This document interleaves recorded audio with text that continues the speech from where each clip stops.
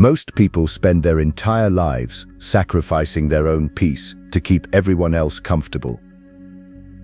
They say yes when they desperately want to say no. They stay in rooms where they are tolerated instead of valued. They apologize for taking up space, for having boundaries, and for simply existing on their own terms. And what do they get in return? Betrayal, disrespect, exhaustion. Human nature has not changed since the days of the Roman Empire. We live in a world driven by power dynamics, self-interest, and psychological leverage. Yet, millions of people walk through life wearing an invisible sign that says, "Use me, exploit me. I care more about your approval than my own dignity." If you give people open access to your time, your forgiveness, your energy, and your heart without any cost, they will eventually stop valuing you, not because they are inherently evil, but because human beings naturally disrespect what is endlessly available and cheap. Niccolò Machiavelli observed a brutal truth centuries ago. Men are fickle, hypocritical, and greedy of gain. When you constantly cater to them, you teach them that your presence has no price tag. You become a doormat, disguised as a good person. Today, we are going to break that programming. We are going to explore what happens when you completely stop seeking external validation, cut off the supply of your energy to the unworthy, and become dangerously, unapologetically addicted to yourself. Why do we feel so guilty when we finally put ourselves first? Why does society demonize selfishness while glorifying people who destroy themselves for others? From the moment you are born, you are conditioned, you are taught to be nice, you are taught to share everything, to never cause waves, to accommodate the discomfort of others, even if it crushes your own soul. Schools, families, and media preach a dangerous brand of naive altruism, a system designed to make you compliant, manageable, and easy to control. Think about it. Who benefits the most when you are a people pleaser? The toxic friend who knows you will always pick up the phone, no matter how disrespectfully they treat you. The manipulative boss who dumps extra work on your desk because they know you won't push back out of fear of conflict.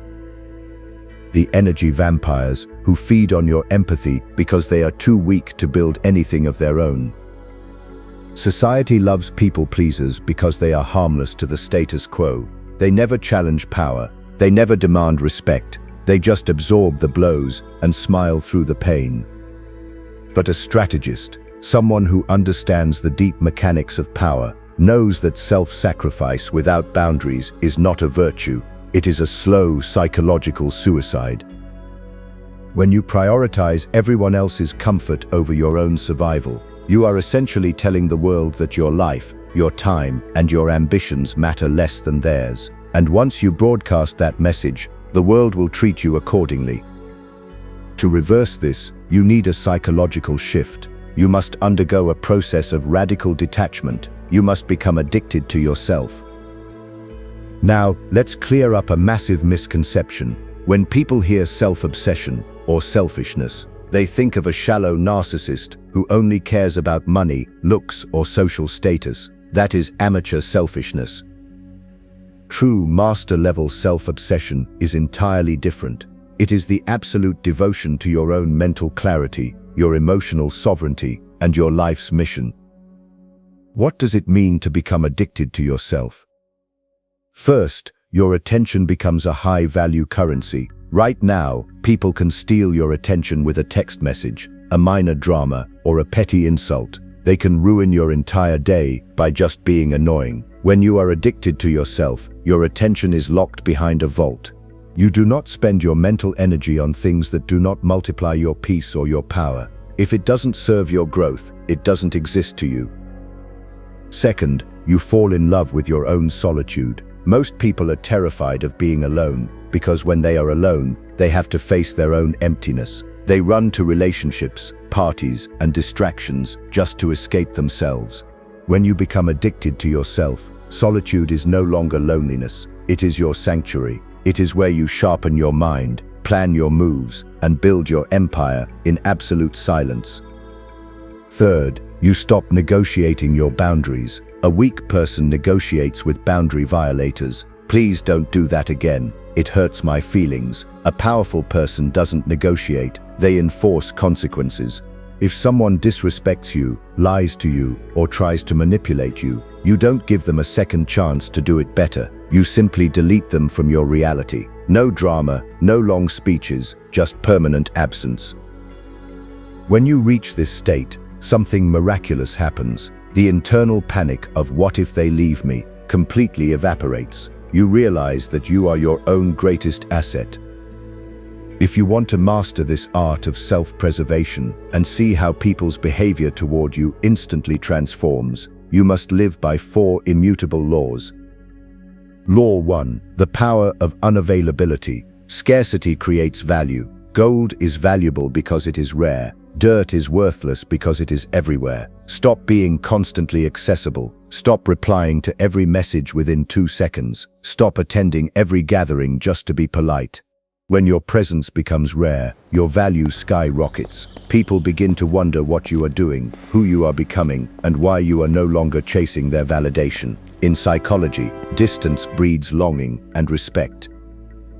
Law 2. Silence over explanation. When a manipulator tries to back you into a corner, or when a critic tries to provoke an emotional reaction from you, their weapon of choice is an argument. They want you to explain yourself. They want you to defend your actions. Do not give them the satisfaction. Weak people over-explain. Powerful people let their silence speak volumes. When you offer silence in the face of provocation, you shift the entire anxiety back onto the attacker. They are left guessing, second-guessing themselves, and drowning in their own discomfort. Law 3. Zero tolerance for calculated disrespect. There is a massive difference between an honest mistake and a strategic test. When someone tests your limits with a subtle insult, a broken promise, or a backhanded compliment, they are probing your defenses. If you laugh it off, you fail the test.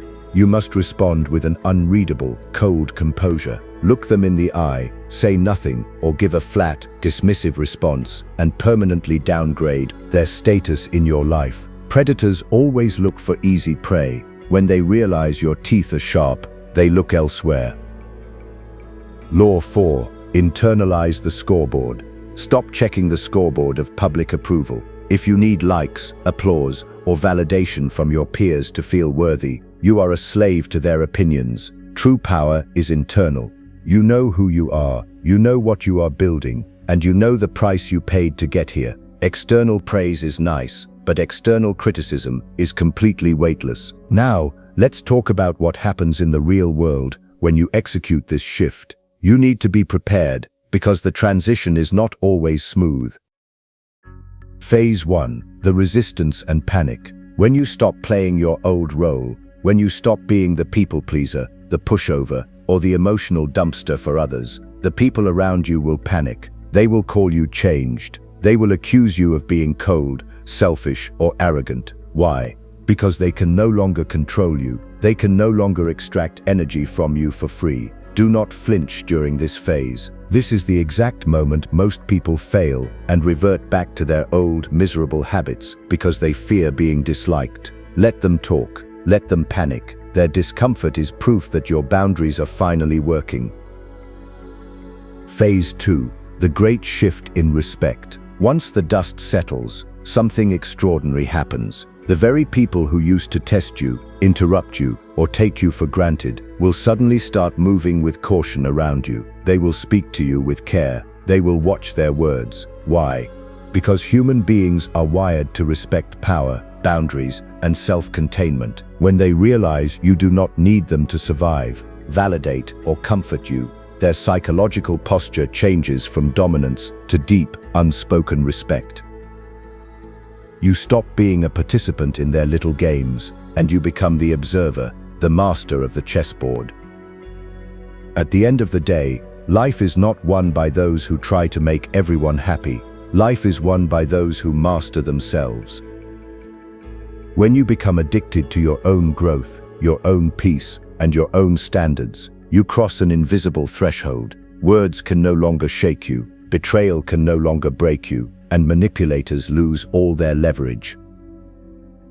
You walk through the world with a quiet, unshakable authority. You don't need to fight anyone, because you have already won the only battle that ever mattered, the battle for your own mind. Stop negotiating your worth. Stop handing out pieces of your soul to people who wouldn't cross the street for you. Choose yourself first. Watch how the entire room changes when you do. If this resonated with you, hit that subscribe button, leave your thoughts in the comments below, and welcome to the path of absolute mastery. Stay calculated, stay unshakable. See you in the next one.